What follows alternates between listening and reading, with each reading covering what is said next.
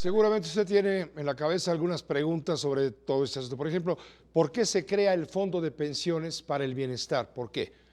¿Cómo es que va a financiarse? ¿Cuándo entra en vigor? ¿Es un caso de expropiación, como alegan los partidos de oposición a Morena y aliados? Pues con uno, el periodista Luis Miguel González, director general editorial del periódico El Economista, a quien damos la bienvenida. Muy buenas noches, Luis Miguel. Gracias por estar con nosotros. Buenas noches, un gusto como siempre, Pepe. Muchas gracias. Estaba leyendo unas declaraciones del director general de Citibanamex Afore, y él decía que ellos manejan más o menos en Afores algo así como 4,000 millones de pesos. Sin embargo, dice, no pinta en lo que maneja totalmente Citibanamex, que son algo así como 900,000 millones de pesos en Afores. ¿Cómo ves esta situación? Dice, a los bancos, bueno, pues no les afecta en su productividad el hecho de que las Afores ahora sean manejadas por la CONSAR. Estamos hablando, creo que se refieren, y en general es el discurso de la Amafore, a la Asociación de las Afores, estamos hablando de un porcentaje muy pequeño de los recursos que manejan las Afores, el que está en juego. En ningún caso estamos hablando del principal de lo de las Afores. Hay que recordar, Pepe, amigos que nos están escuchando, se refieren a recursos provenientes de cuentas inactivas de personas mayores de 70 años y por inactiva se considera más o menos con 10 años que no hayan tenido movimiento. Exactamente, Estos aquí se está mencionando que son unas 670,000 cuentas inactivas, efectivamente de personas mayores de 70 años, quienes no han reclamado las Afores, pero que esto representa casi 4,000 millones de pesos de los 900,000 millones que representa el universo total de Afores. ¿Te refieres, por ejemplo, Pepe? Es importante, esa es la fotografía que hace Citibanamex. Sí, Si correcto. vemos el conjunto de Afores, estamos hablando de 38, 40,000 millones respecto a 6 billones de pesos. Es menos de 1%. Sí. Eh, Mucho de la discusión tiene que ver, y lo que ha generado inquietud, primero, el desaseo del proceso legislativo. En algún momento se puso a discutir o se presentó para discusión que no eran cuentas inactivas, sino cuentas de personas mayores de 70 años que estaban trabajando. Eso cambiaba la situación para muchísimas personas.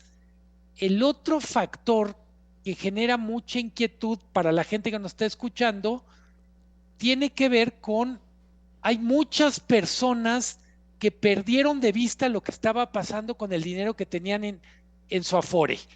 Es, yo diría, un asunto que hasta cierto punto es cultural, pero que en esta discusión se literalmente se abrió la herida y mucha gente dice, si yo tengo un dinero mío o que era de mi papá o de mi mamá que trabajó y no lo he movido, no deja de ser mío y no quiero que lo toquen. Es básicamente lo que ha generado mucho de esta controversia, que tiene mucho que ver con desaseo legislativo, tiene mucho que ver con vicios en la comunicación. Creo que se está hablando de alguna manera, yo me atrevería a decir como maximalista, como si si estos recursos que están tomando de cuentas inactivas fuera a resolver el problema. Es un, Decías tú hace rato, pero dirías que es un caso de expropiación.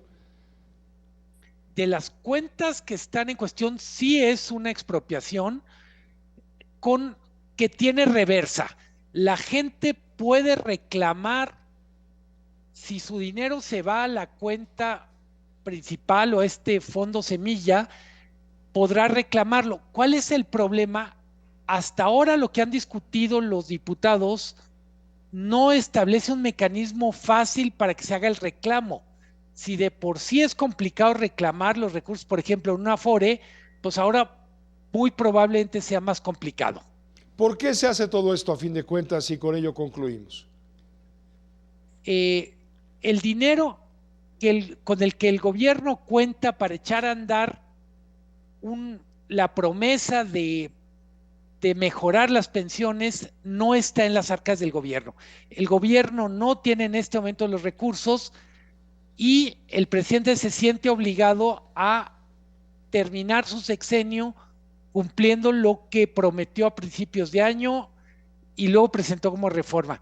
El gobierno no tiene el dinero. Si vemos lo que ha contestado Hacienda, pues propiamente lo que está haciendo es ver de qué bolsa puede sacar mano. El subsecretario Llorio dice, vamos a hacerlo con ahorros. Luego dicen, bueno, lo vamos a hacer con las ganancias del Tren Maya, con las ganancias de Mexicana de Aviación. En la práctica es mucho dinero. El gobierno necesita más de 65,000 millones de pesos para arrancar y ese dinero no está disponible. Luis, gracias, Luis Miguel, gracias por acompañarnos esta noche con tu comentario. No, con mucho gusto, como siempre. Gracias, bienvenido. Luis Miguel González, director general editorial del periódico El Economista, en esta colaboración especial.